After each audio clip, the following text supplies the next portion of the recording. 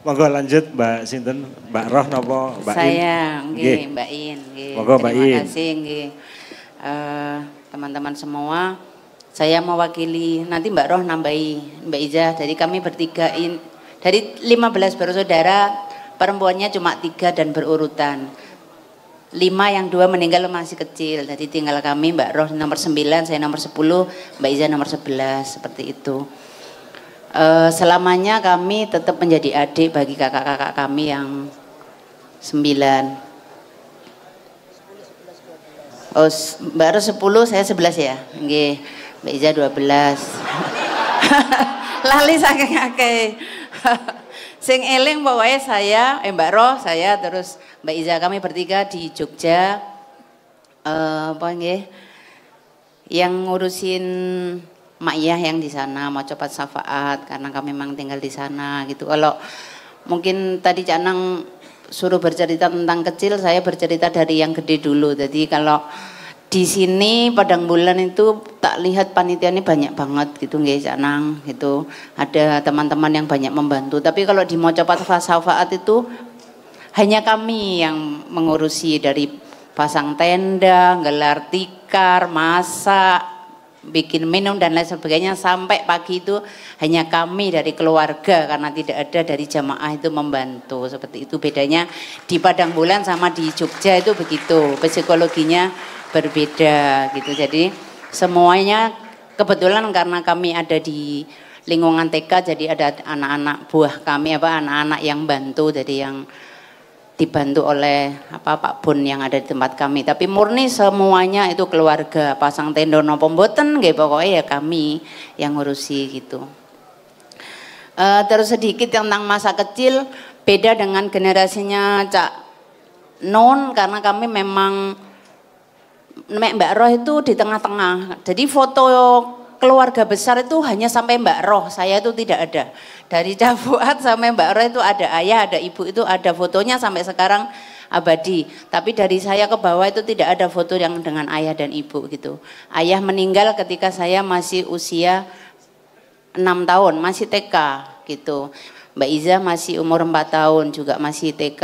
Cak Zaki belum sekolah, Mas Hamad masih di dalam perut, ya masih di kandungan 6 bulan. Seperti itu. Jadi kami generasi yang tidak mengenal ayah dalam arti luas, pengalaman bertemu dengan ayah itu sangat kecil. Sing saya eling-eling itu pokoknya nek Padang Bulan ayah mesti ngajak tiduran di teras sambil berangan-angan macam-macam. Itu tok. Sama yang kedua pernah diceburkan nang kamar mandi saya sama Iza karena bertengkar gitu. Jadi dicelup-celupkan nang kamar mandi, habis itu terus dikasih susu ya Zid ya, terus diminumin susu pakai botol. Saya ingatnya itu tok peristiwa dengan ayah gitu. Jadi karena memang kami generasi kami saya sorry sing dianjup-anjup nomor 1 Cak Yusi kok. Jadi ayah kan disiplin ya, subuh tangi ngimami. Lho pas di langgar kok Yusuk gak ono i kamelok jamaah. Begitu mlebu kamar, begitu omah dadak Yusiku di kamar mandi, di WC ndowodok ngene iki. Turu tapi karo turu. Jadi ayahku mari ngimami langsung diangkat, dicelup-celup nang banyu ngene iki. Ya alhamdulillah nggih. Jadi kalau saya memang masih ingat memang dicelup-celup di kamar mandi sehingga saya merasa kamar mandi dulu tuh tinggi sekali. Begitu saya udah gede, oh jebul kamar mandi ini cilik kok, ya mbiyen koyo cilik apa saya benar-benar kayak di sumur seperti itu. Dan itu karena saya bertengkar dengan Iza masih kecil. Itu saya bertengkar, tapi itu masih membekas di sini seperti itu. Tapi menurut saya itu bukan kenangan buruk, tapi tetap kenangan indah bagi saya, Iza dan semuanya tentang ayah kami seperti itu. Terus penderitaan tidak ada sebenarnya penderitaan yang sejati ya, karena sebenarnya semua penderitaan selalu menjadi sesuatu yang bermakna bagi kita semuanya gitu. Kalau saya melihatnya seperti itu. Sehingga apapun saya masih ingat, yang saya ingat adalah ketika ayah sudah meninggal, rumah kami itu rumah yang sangat besar yang semua orang bisa masuk, sehingga ibu, saya masih ingat ibu itu selalu masak nasi itu pakai apa ya mbiyen jenenge, pokoknya besar sekali itu. Kayak ebor, dulu namanya ebor ya. Itu nasinya banyak sekali, meskipun ada masa benar-benar ibu nggak bisa beli lauk, ibu hanya menyiapkan garam dan kelapa. Maka makanan favorit kami adalah kerawu, dan itu sampai sekarang sesuatu yang sangat kita rindukan. Gitu. Nek sekarang di Jogja makan apa ya Bu? Nasi sing dijemur karak, nek di sini, nek sana kan nasi akeng, itu kan nasi yang benar-benar tidak boleh dimakan, padahal itu adalah makanan kami dulu. Dan itu sangat apa ya, enak karena emak itu Mbah, kami manggilnya emak, itu selalu membuat inovasi kerawu itu biar menarik dikepeli gini. Jadi nyawa kue tak kei loro, kue telu dan lain sebagainya itu, sehingga nasi kerawu yang bendino kok kerawu toh mak? Emak bikin dicetak-cetak karena dulu nggak ada cetakan, dia pakai kepelan gini, kadang bunder, kadang lonjong dan lain sebagainya. Dan itu ternyata sebuah inovasi bagi orang yang tidak punya apa-apa, bisanya cuma memberi kerawu bagi cucu-cucunya waktu itu, seperti itu. Terus apa ya, Mas Zaki, jadi kami hidup di era ibu kami sudah nikah lagi nggih, setelah ayah nggak ada kan ibu nikah, sehingga ibu tinggal di rumah berbeda. Saya Mbak Iza, Farid, Zaki dan Hamad itu tinggal sama emak di sini. Yang sekarang emak diabadikan menjadi gedungnya emak Kaji Rokmah itu ya. Karena semua yang ada di sini itu punyanya emak gitu ya. Punyanya emak, ibu adalah anak satu-satunya dari emak. Kami tinggal bersama emak. Nah, mungkin cerita-cerita itu yang kadang kakak-kakak sama sekali tidak tahu. Mereka punya penderitaan sendiri dan punya penderitaan dalam kebahagiaannya mereka sendiri. Kami juga punya penderitaan, tapi itu menjadi kegembiraan kami sendiri yang selalu kita menjadi tertawa ketika bercerita. Mas Zaki itu punya tugas setiap pagi adalah ngadang tahu, nyegat tahu nek di sini jeneng. Nyegat tahu di depan. Saya tugasnya menyapu halaman. Mbak Iza itu tugasnya nyapu ruang dalam. Hamad itu bagi emak anak yatim karena dia tidak pernah mengenal ayah, seperti itu. Jadi Hamad itu nggak pernah dapat tugas apa-apa dari emak kami gitu. Pokoknya anak yatim orang itu dikai tugas opo-opo. Tapi Hamad anak yang baik, dia dapat pisang 2 pasti dibagi kepada kami. Kami dapatnya pisang paling separuh ya Zayo. Kadang nyolong-nyolong kok ono pisang, Hamad dikai oke gitu. Karena Hamad sangat disayang oleh emak kami, tapi Hamad sangat baik selalu berbagi kepada kami gitu.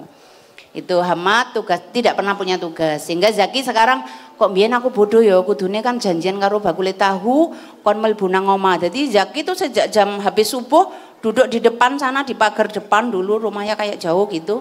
Duduk sampai bakul tahunnya datang, seperti itu. Gitu. Itu cerita-cerita kecil sih sebenarnya. Tapi yang membekas di hati saya, mungkin juga adik-adik, itu adalah motivasi dari kakak-kakak kami. Saya tuh inget Cak Dil itu waktu saya kuliah, sesuk nek lulus ojo golek pekerjaan, ojo daftar lo, ojo ngelamar. Lah terus aku ojo ning ndi? Kowe kudu menciptakan pekerjaan. Wah ngelerek. Menciptakan pekerjaan apa seperti itu kan tidak tahu ya. Ada masa-masa menemukan diri itu sulit gitu, sampai akhirnya ketika saya punya anak terus nggak bekerja, maka yang muncul adalah karena dari saya lahir sampai saya nikah, begitu saya buka pintu selalu yang ada adalah anak-anak sekolah nyapu, karena dulu halaman rumah kami adalah sekolahan gitu. Jadi yang ada di kepala kami sekolahan, maka kami di Jogja membuat sekolahan seperti itu. Terus semua orang dulu semua guru tinggal di rumah dan dikasih makan semuanya. Guru yang nginep dan enggak semuanya dikasih makan. Padahal saya tahu ibu tidak punya uang. Untuk datain ya, dulu ibu tiap hari memberi makan 35 orang penghuni rumah kita. Nggih. Jadi ada yang guru-guru dari Jogja, guru-guru dari sekitar sini, ada yang anak angkat gitu. Nggih. Terus ada pekerja-pekerja untuk sawah, pekerja untuk kebun dan seterusnya, termasuk untuk jaran sing angon jaran sing ngarit kayak kebu kayak sapi karo wedhus karo bedes gitu ya. Nah, nggih itu waktu mungkin ayah masih ada nggih anon gitu. Ketika ayah sudah tidak ada kan memang berbeda. Salah satu contoh ketika kita makan, kita jatah makan itu benar-benar hanya nasi Sama lauk ya satu, misalnya kok ayam nggak pernah ya ayam. Tempe ya satu, tahu ya satu, maka kita kreatif sendiri, berarti tempe aku karo sambel ben enak. Nek yang suka sambel, Mbak Iza nggak suka sambel, maka dia ya hanya nasi sama tahu seperti itu. Nggak boleh dulu itu makan kok nambah gitu, nggak boleh zaman kami. Nek entuk nambah neng kudu nyapu kebon, entuk nambah nek kudu nyapu halamannya sekolah seperti itu. Jadi selalu ada imbalan yang harus pekerjaan yang harus saya lakukan ketika saya kepingin nambah, karena saya termasuk makannya banyak mungkin waktu itu, karena saya termasuk yang nggak di pondok. Salah satu syarat saya tuh masih ingat alasan ibu kenapa saya nggak di pondok, sementara Mbak Iza itu di pondok, Mbak Ro itu sudah sekolah di luar kota, saya cuma di rumah waktu itu. Alasannya soalnya kon gak betah lesuin, tadi nek ono njobo ngisini sini. Nah saya tuh masya Allah, saya nggak di pondok itu hanya karena saya memang aku nggak betah lesu, mungkin karena saya waktu itu tinggi gitu tuh apa mungkin saya nggak tahu, pokoknya saya masih ingat betul ibu, pokoknya gue gak entuk nang pondok soalnya kon iku lesuan. Nek Iza aku betah poso bareng betah, Iza ini termasuk memang ahli puasa mungkin waktu kecil gitu.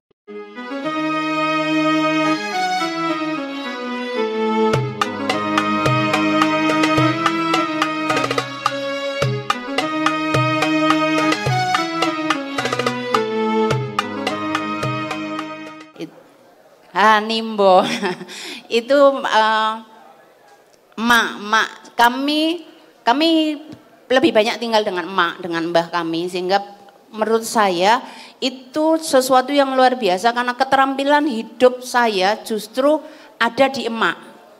Ibu itu pejuang, ibu itu seorang aktivis di organisasi, berangkat pagi pulang sore, berangkat pagi pulang sore. Kalau emak enggak, emak seorang ibu rumah tangga, maka benar-benar keterampilan hidup itu benar-benar diolah oleh emak terhadap kami semua. Gitu. Mungkin enggak dialami oleh Cak Nun, Cak Anang dan lain sebagainya. Macai kelopo kula pinter Cak Nun, karena emak macai kelopo enggak boleh kulitnya sampai kena, nek kena utangmu akein. Itu saya ingat sampai sekarang. Jadi nek macai kelopo jangan sampai kulitnya itu kena, harus utuh, karena kata emak kalau kena engko utangmu nek gede utangmu dadi akeh ngono. Jadi saya biar urung ngerti utang, tapi itu benar-benar saya perhatikan. Tapi keterampilan hidup benar-benar kita dapatkan dari ikut kami emak. Sementara ibu mengajari kami perjuangan. Ibu mengajari kami perjuangan, berjuang, pokoknya wong itu ya berjuang. Makanya keluarga kami dikenal para mantu paling jengkel dengan keluarga kami karena setiap ketemu selalu rapat seperti itu. Padahal sebenarnya ngobrol, tapi ngobrol yang produktif, guyon, tapi pasti menghasilkan sesuatu yang baik seperti itu. Nimbo itu adalah bagian dari tugas kita. Karena dulu kamar mandinya kan, saya ingat kamar mandinya tuh gede satu, yang satu kecil. Mak setiap hari ngajari, pokoknya nimbo, kue nimboin, kue 10, Iza 10, Zaki 10 misalnya kayak gitu. Sama mak dihitung, siji, loro, nimbonya pakai apa ya? Senggot, senggot gitu. Terus mak ngitungnya keliru, mungkin kita juga kadang keliru gitu. Jadi bantah-bantahan karo mak. Zaki tuh, Zakon iku nimbone jek 5. Mak aku ngawur wis 10 kok jere 5. Wah, kayak gitu tuh. Tapi itu bantah-bantahan yang romantis menurut saya, bukan kita berani kepada emak, tapi itulah bentuk kemesraan saya, Mbak Iza, Mbak Ro, Zaki dan semuanya kepada emak. Tapi terhadap ibu tidak berani. Sama sekali kami tidak berani kepada ibu karena ibu orang yang sangat disiplin, tidak pernah ngurusi timbos, yang diurusi adalah perjuangan, akidah, apa yang sudah kamu lakukan, apakah hari ini kamu sudah manfaat kepada orang lain dan lain sebagainya. Itu yang ibu. Sementara emak sangat realistis pada kehidupan kami. Mungkin itu. Nek Cak Nas ngitung 3 emak itu apa itu? Oh, Cak Nas adalah anak kesayangannya emak, itu pertama. Cucu kesayangannya emak. Sangat-sangat disayangi. Jadi Cak Nas niku esuk niku digaweke emak kopi sak cengker gede niku. Wis sak cengker gede. Mesti wis ana buahe. Wis pokoke wis pepak pokoke emak. Cak Nas itu kesayangannya emak. Lah terus emak niku kan duwe sawah kadang nggih Cak Nun. Niku kan disewa pabrik tebu. Nah, ketika panen sing bagian njupuk duit niku Cak Nas. Kula niku weling aku nduk halamane nduk ngarep niku lho balene ibu. Balene ibu to. Nas engko nek wis panen tuku TV yo. Nggih. Sik tak hitunge duwite. Dihitung. Ji, ro, lu. Lah sing nok kene niku bagiane kula karo Iza lho. Cak Nas lho sing nduk mburine bokong ono tapi sing dihitung nang ngriki. Tapi sekali lagi itu bukan dalam rangka berbohong kepada emak, itu adalah bagian guyonan kami terhadap apa ya, penderitaan dan lain sebagainya. Seperti itu Cak Nun. Enggak Mbak Iza, Mbak Ro nambahin. Enggak apa-apa sedikit, saya mintain menceritakan mengenai sekolahnya yang di Jogja karena setahu saya lumayan dan prestasinya istiqomah. Nggih, terima kasih.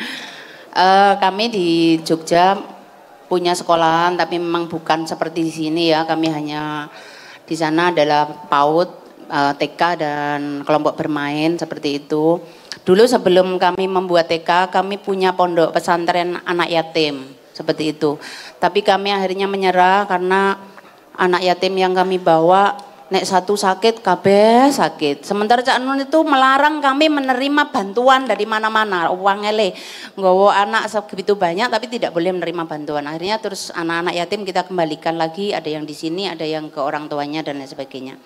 Nah, ketika kami membuat TK itu ada vakum dari 2000 ke anak-anak kita kembalikan tahun 2000 gitu Cak Nun. Terus ada vakum sekian bulan gitu terus nggak apa ya gedungnya nganggur gitu. Akhirnya terus saya bikin proposal ke Cak Nun dan keluarga, saya mau bikin TK. Saya itu ingat waktu itu semuanya ada kakak-kakak semua ngopo ingin gawe TK nggih mboten napa-napa. Saya kepingin karena gedung ini nganggur dan kayaknya memang panggilan jiwa saya karena sekali lagi saya lahir begitu pintu dibuka itu yang ada adalah anak sekolah. Maka yang muncul di sini adalah ketika gedung itu ada ya akhirnya bikin sekolahan. Waktu itu Cak Nun bilang gini, lapo yang gawe sekolahan, mbok wis ngurumat gawe amo digawe angon bebek wis malah utawa PT ae lah yo malah mbateni kok malah ngurusi arek TK. Saya tuh waktu itu ingat. Tapi kami sama Mbak Iza waktu itu sama Mbak Roh tetap bersikukuh pokoknya kita akan membuat TK. Kenapa TK ya waktu itu kebetulan anak saya masih kecil, Bu mau bikin sekolahan sendiri biar aku nggak sekolah di tempat luar. Seperti itu sebenarnya alasannya sederhana ya Mbak Roy waktu itu. Terus kita bikin sekolah, tapi gedung di tempat kami itu termasuk bagus waktu itu. 2001 itu gedung kami sudah tingkat, yang bangun ibu dengan pasti dananya dari Cak Nun gitu. Tapi yang punya inisiatif membangun itu ibu saya. Nah terus kita manfaatkan gedung itu dengan harapan akhirnya Cak Nun membolehkan saya membuat TK. Syaratnya pertama adalah tidak mematikan lembaga yang lain yang sudah ada. Jadi kalau ada TK yang lain jangan sampai mati gara-gara ada TK-mu. Karena TK-mu mesti wong molo rene karena gedungnya bagus gitu. Terus yang kedua tidak boleh menarik lebih dari yang nanti dipakai untuk anak-anak. Pokoknya ra entuk golek sumbangan in. Nek kowe narik 50.000 ke anak-anak, maka 50.000 itu harus kembali kepada anak itu sendiri. Itu syarat yang Cak Nun. Nek kowe iso silakan. Yang ketiga, ketika kamu membuat kegiatan apapun, kegiatan yang membutuhkan uang, kamu tidak boleh narik wali murid atau minta sumbangan. Lah terus berarti mboten saged nggawe kegiatan. Ya aja nggawe kegiatan nek ra ndek duit. Seperti itu. Dan itu saya tuh saking taati ya sampai sekarang saya laksanakan loh Cak Nun. Saya tuh tidak pernah minta bantuan kepada orang lain meskipun kadang ya rodok tergiur gitu ya karena dari lembaga-lembaga lain tuh dapat bantuan tapi kita taat kepada dulu komitmen kami tidak boleh menerima. Jadi memang akhirnya kami membuat TK yang tidak merugikan TK lain tapi mencoba itu menjadi manfaat. Maka caranya adalah membuat TK yang berbeda. Maka waktu itu masih masih ada jarang sekolah full day, kami sudah membuat sekolah full day school. Sehingga secara tidak langsung peserta didik yang masuk ke situ itu tersaring. Ya memang yang benar-benar membutuhkan dan mempunyai dana seperti itu. Ya mereka bayar, tapi bayarnya wajar untuk makannya, untuk gaji gurunya, untuk keperluan sekolahnya dan lain sebagainya. tapi tidak dalam rangka memperkaya lembaga atau memperkaya diri sendiri. Dan itu alhamdulillah sampai hari ini adalah ulang tahun TKIT alhamdulillah ke-22. Hari ini bertepatan tanggal 2 Mei. Dan karena saya harus kesini maka insya Allah nanti ulang tahun kita adakan puncaknya nanti tanggal 13 Mei seperti itu tadi itu. Dan alhamdulillah sampai sekarang kita masih diamanai untuk TK-nya alhamdulillah karena yayasannya alhamdulillah. Kenapa kok tidak bismillah? Selalu orang bertanya, kenapa kok tidak bismillah? Bismillah itu otomatis kita lakukan, tapi alhamdulillah adalah selalu harus kita ucapkan sebagai bentuk rasa syukur apapun yang kita terima, baik itu yang menjengkelkan kita atau yang membuat kita bahagia.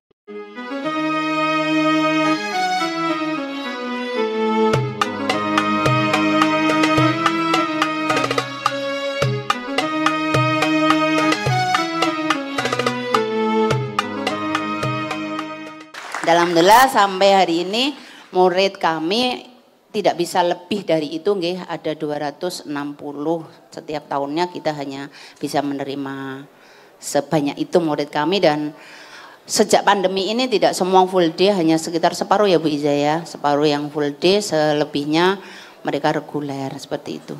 Itu tidak nun, matur nuwun. Prestasi ini di Jogja ya Pak In? Prestasi apa nggih? Ya kalau sekolahnya kita sudah pernah ikut apresiasi lembaga berprestasi mewakili DIY tingkat nasional. Terus untuk kepala sekolahnya juga pernah ke pusat mewakili kepala sekolah berprestasi tingkat DIY. Kebetulan kepala sekolahnya saya gitu ya.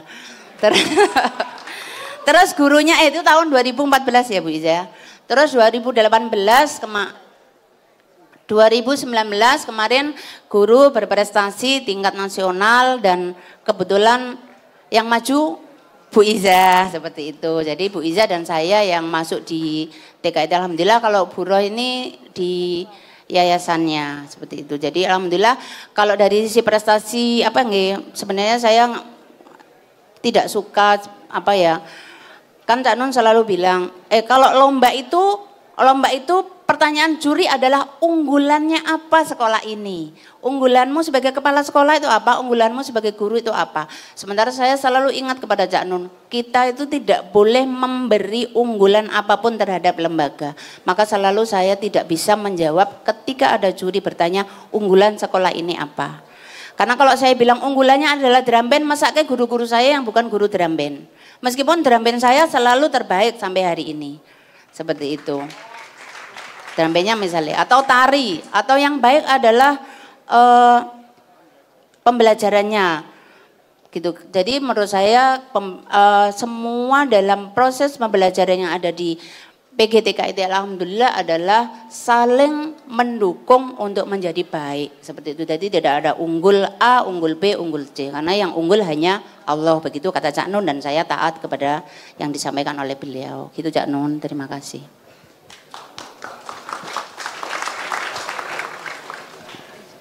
Bisa dilanjut. Monggo Cak Yus. Atau Cak Nas. Sinten riyen monggo. Terima kasih. Assalamualaikum warahmatullahi wabarakatuh.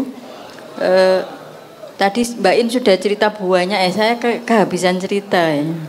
Tapi kalau masalah dimasukkan kamar mandi itu hampir semua kayaknya. Saya juga pernah, meskipun yang salah bukan saya menurut saya, karena waktu itu saya diam-diam diajak sama yang ngomong saya itu nonton Lodruk. Terus tangine kawanen, nah ayah tahu langsung dimasukkan kamar mandi sama seperti Dein sama Iza tadi. Tapi yang untuk kalau Dein Iza tadi enggak begitu Dein yang cerita tadi belum ayah. Kalau saya itu ada memori dengan ayah itu, waktu ayah itu kalau ngajar ngaji itu galak. Jadi karena ayah itu termasuk hafal Quran ya, jadi kalau dia anak-anak yang ngaji di rumah itu rame, dia padahal ngajinya salah. Tapi kalau mereka dengan ayah juga takut. Jadi kalau ada yang salah dari jauh dia sudah mengok. Itu salah. Nah kalau ada yang rame sampai dilempar ember, grombyang, meneng kabeh. Jadi ayah itu pendidikannya memang disiplin untuk hal-hal ngaji, sholat, pokoknya kabeh kudu iso ngaji. Itu syarat bagi ayah. Waktu kecil saya merasakan itu. Kemudian ya sama dengan Dein tadi, pokoknya setiap malam bulan purnama itu ya ini mungkin ekspektasi perwujudan dari mimpi ayah ketika kami diajak malam bulan purnama itu. Waktu itu tempatnya masih di sini, diajak didongengi, pokoknya diajak berkhayal dan lain-lain tuh di pas malam bulan purnama itu di luar. Itu beber kloso, dijak turun ning jobo, malam padang bulan. Dan diceritani itu tentang ayah. Terus karena saya agak lebih besar dari Dein, untuk kenangan dengan ayah saya juga punya kenangan waktu saya pernah mau ikut ani-ani karena kepingin tonggo-tonggone anaknya cilik-cilik melu ani-ani. Ayah denger jam 3 sudah dibangunkan, diajak naik kereta api. Wong arek cilik jak numpak sepur ya seneng. Akhirnya biar apa enggak melu ani-ani, katanya enggak arek wedok kok enggak kepanasan gitu, menurut tetangga kayak gitu. Tapi itu cerita tentang ayah. Kemudian kalau tentang emak, ya ada tadi cerita nimba dan lain-lain, dan ada juga mungkin tadi Mbak In bilang nyolong pisang itu memang kami bersama-sama, karena ada emak itu punya ruangan khusus untuk ngimbu gedang ijo, gedangnya gede-gede enggak sama mangga, gak dikekeki yo. Dadi ana sing ndelok mak ndek endi yo, ana sing mlebu njupuk. Itu cerita dan itu kenangan kalau kami ketemu. Terutama saya, Zaki, Iza, Dein, itu kalau kita lagi kangen, kita duduk di cakruk itu cerita tentang masa lalu gitu. Terus guyon, jadi hati ini seneng. Intinya itu ya kita memang bergembira saja. Nah kalau untuk penderitaan ya semua orang mengalami penderitaan, tapi ya alhamdulillah kami bisa meramu itu menjadi kebahagiaan gitu aja deh. Karena penderitaan itu macam-macam, tapi kita bisa melewatinya dengan kebahagiaan, itu hal yang paling baik.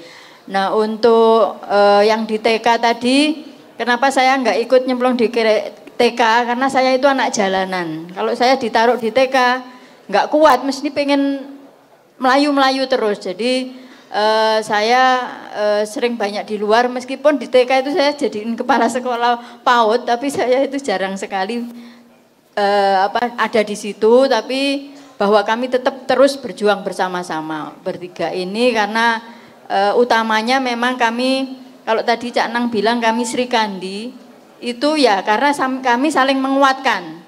Jadi nek ono sing siji sedih, ya kudu ulang kumpul bareng. Kami itu hampir setiap malam kalau belum makan itu ayo kita makan bareng, dan itu ngobrol untuk saling menguatkan, termasuk saling menguatkan untuk mendukung perjuangan cacak-cacak. Terus terang kalau ada masalah cacak-cacak juga ya kami bertiga ini jadi istilahnya pendukung utama.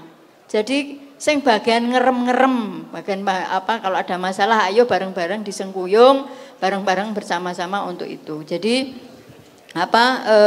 demikianlah penderitaan dan yang menjadi kebahagiaan kami, dan alhamdulillah seperti tadi juga dikatakan Cak Dil, kita bisa istiqomah, seperti juga Cak Nun melakukan kegiatan di Padang Bulan, di Mocopat, di Kenduri Cinta, Bang Wetan, di Gambang Safat. Itu adalah keistiqomahan Cak Nun yang kami tiru di semua kegiatan. Kami inginnya ya istiqomah itu susah, karena istiqomah nek ono duwite wakeh gampang mungkin, tapi istiqomah gak ono duwite, nah itu kan susah. Tapi kami terus tetap untuk mencoba terus untuk istiqomah.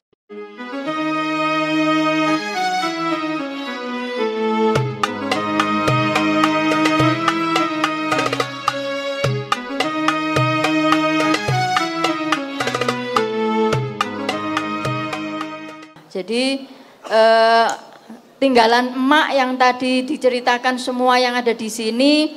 Makanya kemarin ada abah yang mewakafkan bangunan pendopo yang ada di sebelah itu dinamakan pendopo Emak Aji Rohmah. Itu apa? Untuk mengenang emak yang memang sangat ikhlas. Kenapa ikhlas? Ketika makamnya emak dari makam Menturo di timur dipindah ke sini dalam jangka 25 tahun itu alhamdulillah kafannya masih utuh. Ketika dipindah ke sini itu kafannya masih utuh, masih ada kainnya masih utuh. Jadi itu menurut saya karena keikhlasan emak mendampingi kami cucu-cucunya, mendampingi ibu dalam perjuangannya, karena ibu itu pejuang. Kalau Cak Nun bilang kalau ibu zaman sekarang wis jadi menteri, tapi karena dia di tingkat bawah, jadi ibu itu sangat pejuang. Yang itu yang ditiru kami semua menurut saya, dan alhamdulillah sampai akhir hayatnya perjuangan ibu itu tidak berhenti, dan terakhir ibu semakin menep itu dengan keikhlasan. Saya ingat karena saya menemani ibu sampai akhir hayat bersama-sama kami bertiga, dan saya sering yang menemani tidur di akhir hayat itu yang menjadi juga pelajaran bagi kami. Ibu itu setiap ketemu orang minta maaf, bahkan ketemu cucunya belum apa-apa dia sudah minta maaf. Terakhir dia kalau karena ibu tinggal di situ, habis sholat subuh dia duduk di depan rumah, setiap yang lewat itu siapa? Saya minta maaf. Itu siapa? Saya minta maaf. Semua orang dimintai maaf. Anaknya mau sowan, dia ibu dulu yang minta maaf. Jadi itu menurut saya minta maaf itu kan kadang-kadang susah, tapi ibu itu mudah sekali di akhir hayatnya. Itu bagi kami pelajaran yang sangat berarti. Insya Allah emak, ibu, ayah semuanya di sini minta doa untuk husnul khotimah semuanya insya Allah. Saya kira itu mungkin kalau masa kecil saya sama Cak Yus itu karena jaraknya cuma setahun, saya sering gelut. Karena badan saya dulu gede, Cak Yus itu kecil. Jadi kalau gelut kalah sama saya, tapi sekarang saya kalah sama Cak Yus. Gitu Cak Yus, monggo diteruskan Cak Yus. Izin Pak Saiful, teruskan dikit. Saya sama Mbak Roh memang sama satu kelas terus ya, mulai kecil sampai besar. Nah yang periode Mbak In cerita tadi, yang mak itu saya posisi sudah di Malang sama Mbak Roh ya. Saya ikut Cak Fuad, Mbak Fuad. Selama 3 tahun SMP saya ikut Mbak Fuad.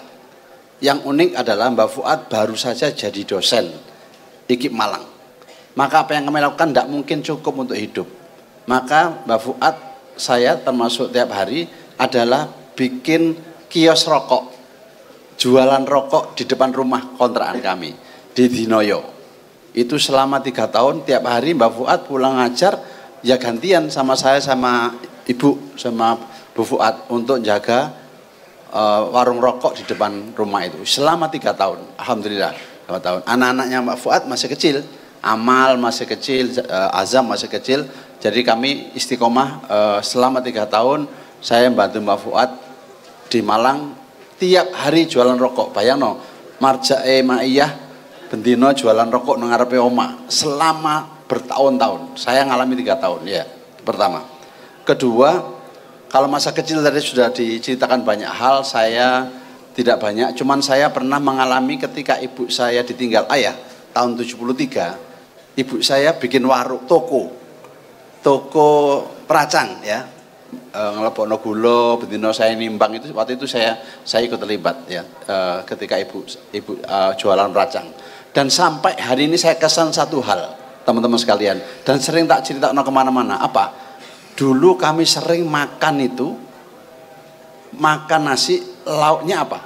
Lauknya nasi goreng. Makan nasi tapi lauknya nasi goreng. Kenapa? Karena gak mungkin duwe mie apa duwe minyak goreng sampai kayak goreng nasi kabeh gak cukup. Makan nasi putih, lauknya apa? Nasi goreng. Coba sekali-sekali nyobain, enak itu. Terus gak bondo akeh-akeh ya, nasi dan lauknya nasi goreng. Itu saya alami langsung ya. Jadi itu pengalamannya. Kemudian saya lanjutkan dikit. Saya Kemudian ketika tahun 90-an sebelum Padang Bulan didirikan, itu sering menemani Cak Nun dulu. Saya waktu itu di majalah Fakta ya. Cak Nun ini sejak dulu semua orang datang minta gratis. Wis ke zaman cilik yang biyen. Jadi kalau saya sama Cak Nun, sering sama Cak Dil juga, itu diundang di Surabaya jam 8 pagi, diundang di acara ini. Jam 10 pindah ke sana, jam 12 pindah ke sana.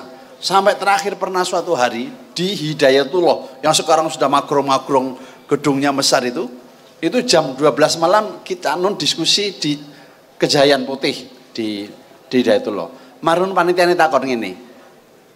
Cak Nun diantarkan kemana? Jadi, ya apa sih panitia iki? Cak Nun wis sedina leren diantarkan kemana? Kudune kan wis disiapno hotel toh. Atau di sana penginapan, diantarkan kemana? Cak Nun langsung jawab spontan, terenang Blauran. Diterenang Blauran di pinggir dalan gak ro turu ning ndi iki, itu kami alami sama Cak Nun berkali-kali beratus-ratus kali seperti itu dulu alami ya, termasuk awal-awal itu ya. Dulu kalau ada orang undang nggak pernah ngasih transport, nggak pernah ngasih honor, bahkan sering tadi terus diterenang di apa kata ini. Itu contoh tahun 90-an ya, 90 awal itu ya. Bahkan Cak Nun saya ingat betul ada satu peristiwa seminar di Hotel Simpang Surabaya. Pembicaranya adalah Cak Nun sama Cica Kuswoyo. Cica Kuswoyo dikai honor akeh, Cak Nun dikai handuk. Apa namanya? Kenang-kenangan handuk. Jadi souvenir handuk. Ngamuk Cak Nun. Padahal Cak Nun wis jagakno dhuwit uga nyangoni Yono ini tadi ya. Ya. Nyangoni Agung. Oh, nyangoni Agung ya. Nyangoni Agung Wasito yang mau ke Makassar, mau latihan ya. Jadi nek Cica Kuswoyo itu kan artis. Ya. Oleh 2,5 juta. Ya. Aku kan wong ikhlas. Jadi yo gak oleh apa-apa sampai akhirnya Agung tak kongkon nang panitia. Agung karena saya janji honornya akan saya pakai untuk Agung mau ke Makassar. membeli tiket kapal akan melamar di Makassar. Oh ya. Ya terus mergo gak oleh duit Agung ini tak kongkon nang panitia. Terus begitu Agung sampai di sana panitianya sedang ngobrol. Ngomongin lu, kalau Cak Nun tuh nggak perlu honor, dia tuh orang ikhlas ngono iku. Wes, gak iso oleh meneh wis. Sampai jadi aku iki biyen honore eblek, ngerti eblek itu vandel utawa kayu sing ditulisi kok gitu. Sampai aku kadang-kadang nggawa sak tas gede ngono iku, mulih Pak bis tutuk Solo, terminal Solo iku tak tinggal di bis. Kok ngebuk-buk omah kan regane tak tinggal di bis. Begitu aku ganti bis, ketika aku munggah bis sing anyar ono pengumuman dari terminal, Bapak MH Ainun Najib vandelnya ketinggalan, mohon diambil di bagian keamanan.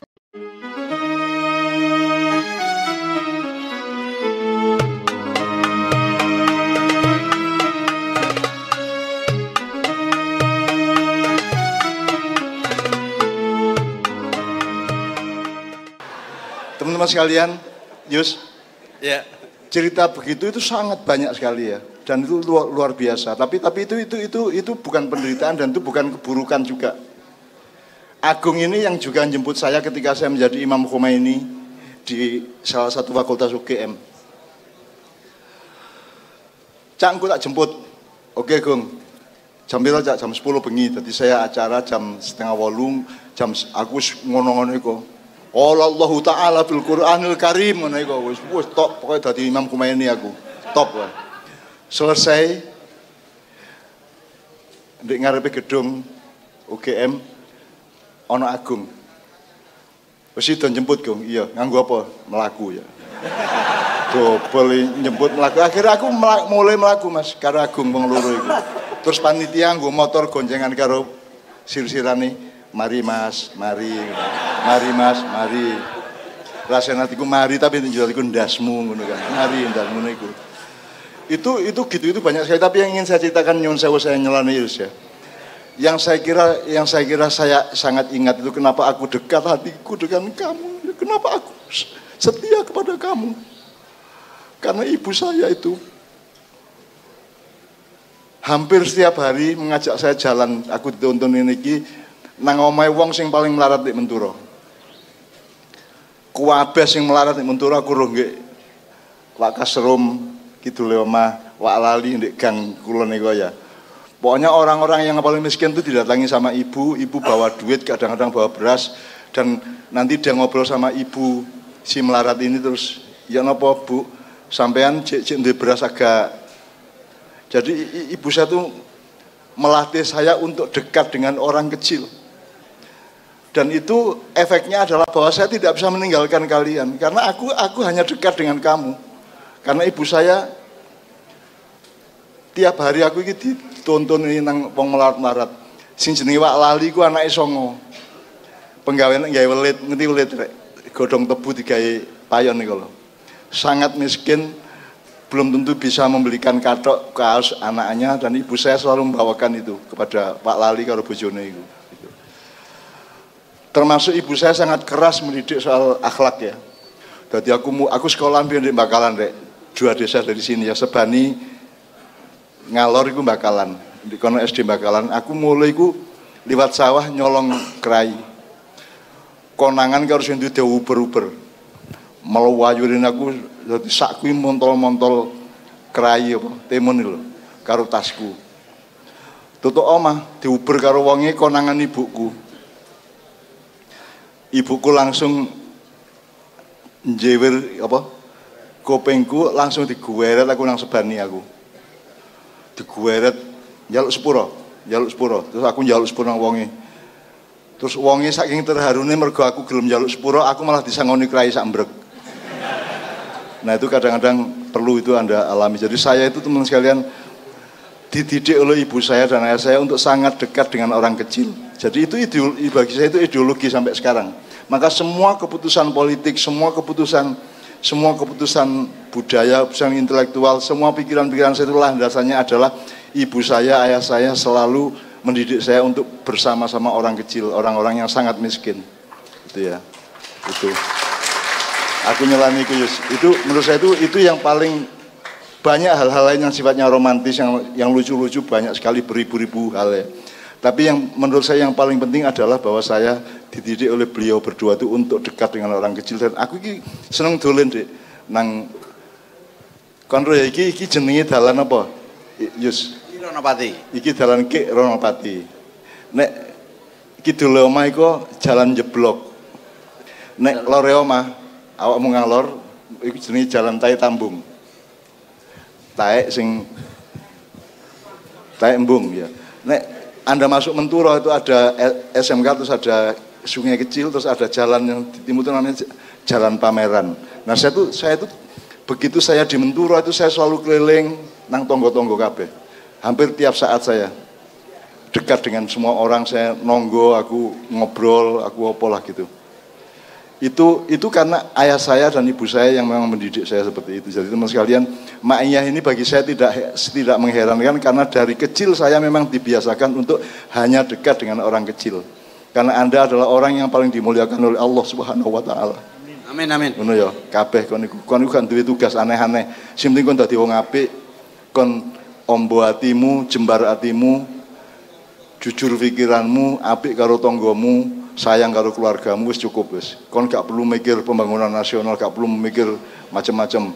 Supaya sing penting kon dadi wong apik, dadi warga negara yang taat hukum, melindungi orang lain dan selalu setia untuk bersama-sama. Dan itu bagi saya itu ideologi. Jadi ideologi saya itu tidak dari sekolahan, karena saya tidak pernah sekolah beneran. Ideologi saya itu dibangun oleh pengalaman hidup saya semasa kecil oleh ibu saya. Yes. Baik, Danon, saya lanjutkan sedikit teman-teman, nanti habis sebelum ini Mbak Iza, karena jam 11 harus pamit. Yang saya ingat dari ibu saya dan saya jalankan sampai hari ini adalah nasihatnya tentang meneruskan silaturahmi, dan diperkuat oleh Cak Fuad kira-kira 4 tahun yang lalu, bahwa silaturahmi itu tidak berhenti pada yang kita kenal, tapi juga melanjutkan. Saya Cak Nun mulai 5 tahun ini nyari temannya ayah. Misalnya saya sekarang rajin ke keluarganya Mojosari, Yai Munasir. Yai Munasir itu dulu adalah temannya ayah di sini. Komandan Batalion Manasir ya Manasir itu sering di sini dulu. Saya sekarang dekat ke sana, saya datangi semua anak-anaknya, ada profesor di Semarang, ada di Jogja, ada di Surabaya. Saya datangi, saya kenal, saya baik. Saya disuruh ibu saya meneruskan amalan dengan mengenal anak-anak temannya ibu saya. Ngapunten, saya sekarang sangat banyak kenal anak-anak teman-teman ibu saya. Saya datangi ke rumahnya, saya maaf. Nek memang butuh disantuni, ditemani, ya ditemani. Ini saya lanjutkan, ini amanah ibu saya dan saya alhamdulillah karena amanah itu saya jalankan, alhamdulillah terus jalan sampai hari ini. Jadi Cak Fuad juga menegaskan kalau mau meneruskan amal jariah silaturahmi jangan berhenti di anaknya, bapaknya, tapi berhenti ke anak-anaknya, cucunya dicari. Ada orang-orang yang dulu sering menolong ibu, sering menolong ibunya dulu. Sering menolong ibu, temannya ibu, saudaranya ibu. Hari ini anak-anaknya saya temani. Karena memang itu tugasnya yang dari ibu. Dan saya jalani. Saya hampir kira-kira 20 orang anaknya teman-temannya ibu dan ayah. Hari ini saya akrab, dekat sekali. Dan itu saya tahu apakah bisa sekolah, apakah tidak bisa sekolah, bagaimana problemnya saya tahu semua. Karena saya melanjutkan amanah ibu. Teruskan dulu anak-anaknya temannya ibu. Itu saya lakukan. Teman-teman, ini amalan sederhana yang bisa kita lakukan dan itulah yang memudahkan jalan kita ke depan. Dan saya sama adik-adik semua juga terus melakukan itu. Saya sekarang punya usaha, tapi saya hampir tiap minggu, bahkan tiap seminggu 2 kali saya ngopeni madrasah Ibtida'iyah di sini. Mari ngeluh ngurusi karyawan sing ngeluh, saya datang ke MI ini dapat hiburan. Isuk disalami arek cicil kabeh, beluk kabeh pupurane wis rupane gak jelas ngono ya. Bahagia saya, ngapunten. Saya hampir seminggu 2 kali ke madrasah yang diamanakan kepada saya untuk meneruskan itu, saya datangi anak-anak itu dan itu kebahagiaan yang luar biasa dan energi hidup kita bisa tumbuh lagi karena kita bersama anak-anak yang seperti itu. Matur nuwun, Mbak Iza langsung Mbak Iza.